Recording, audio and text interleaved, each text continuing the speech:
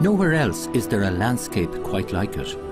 Airy mountains, delicate alpine spring flowers, reminders of peoples long gone, and miles of lonely, peaceful roads.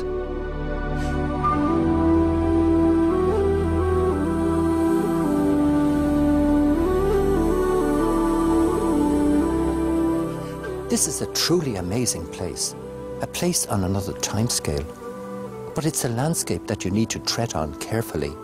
It's as fragile as it's beautiful. The exposed rock of the Burren, the limestone pavement, is unique.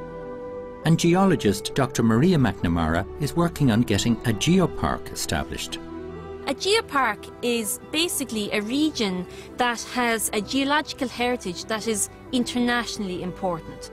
The status is afforded by UNESCO. Because the geology is the foundation for all other aspects of the landscape, a geopark also includes sites that are valued for their archaeology, their ecology, their history and their cultural heritage. This landscape, it took over 300 million years to form. So we are the custodians of the land, and it is our job to protect this environment. We've had problems here with people coming in, destroying the limestone pavement, people removing it for sale in garden centres, but also a lot of people who just walk over the pavement and don't, recognise its value. Faced with the challenge of protecting this rare and fragile piece of Ireland, while at the same time allowing for development and managing tourism, a number of agencies, among them Clare County Council and Shannon Development, have come together to set up the Burren Connect project. Carl Gleeson is in charge of implementing the project. Carl, can you tell us about the Burren Connect project? The project is really about linking environment, community and tourism together to conserve the Burren. That's the ultimate aim of the project. It's the Burren's conservation and the protection of the environment. We attract thousands and thousands of visitors every year, and visitors are very welcome because, they contribute quite a bit to the local economy. But there is sometimes a negative impact in terms of their footprint on the environment. One of the big issues that we have to contend with is traffic management. For example, at the iconic Paul na Brón Dolmen, that was an area in which there was huge traffic problems, but we've created a car park there, so that has alleviated the traffic problems there. And then also we're looking at safe pull-in areas. And at those points there's information. And there's the Burren Code, which tries to encourage people to respect the landscape. Our board with the Burren Code. Burren Code here, yeah, yes. Which just gives an outline of the various key. So just not disturbing the ecology, not lifting the pavement, not picking flowers, and respect landowners. The beauty of the Burren is fascinating people from all over the world, and many of the visitors clogging up the little roads with their cars come here to walk. The kind of walking routes that we want to develop are either ones that have existed for centuries, such as the green roads, or places where we have agreements with landowners. The green roads, they're really very, very beautiful places that kind of crisscross the Burren. And there's no cars on these? No, not at all. These are literally green roads. There's rights of way through them because they've been used by the public for as long as they've existed. There are also practical hands-on conservation measures as part of the project.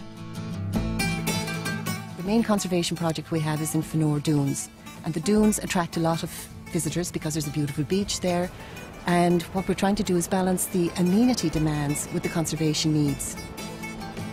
John Murphy from Birdwatch Ireland is leading today's guided talk. And that's quite late for late September. There are many aspects of wildlife and nature here on this display board, and there are more boards around the area here explaining the small birds, insects, flowers and wildlife that we have here in Fenor itself. Just public awareness is very, very important. People need to be informed and told exactly what's going on. We're going to be walking through the actual area itself around Fenor here, and as we go along we'll show people what we come across and what's here. The sand dunes here have been partly fenced off to stop their deterioration. Shifting sand is kept in place by the roots of marram grass. If that is disturbed, the sand is, once more on the move. Through traffic of people going through the sand dunes, they're eroding away sections of it in areas. And it's fenced off for a very simple reason. We're trying to keep people out to stop this erosion from happening, because if the sand dunes disappear here, you know, the sea would just come right in and start eating away through the rest of the land and through the rock and through parts of Fanor. Today's vegetation of the Burren is the result of centuries of farming practices. Without the grazing of animals, the Burren would revert to hazel scrub. With all the farming going on here, is there much local produce? There's a lot, and there's a lot already being produced locally, and it ties very well in with the whole concept of ecotourism, which is how, you know, when people come to a locality, that they're actually eating the food from the locality.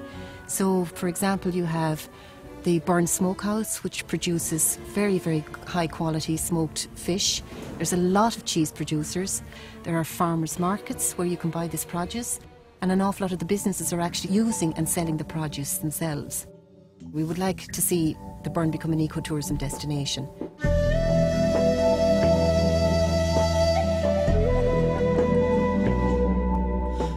The Burren is a very, very, very sensitive landscape, and when you're actually preparing plans to improve the economy here, to actually grow the number of businesses, to look at the opportunity, for example, for ecotourism, you've got to do it in a very, very planned manner. You've got to do it in a way that actually protects the environment, protects it for the people who work and live here at the moment, and also protects it for future generations.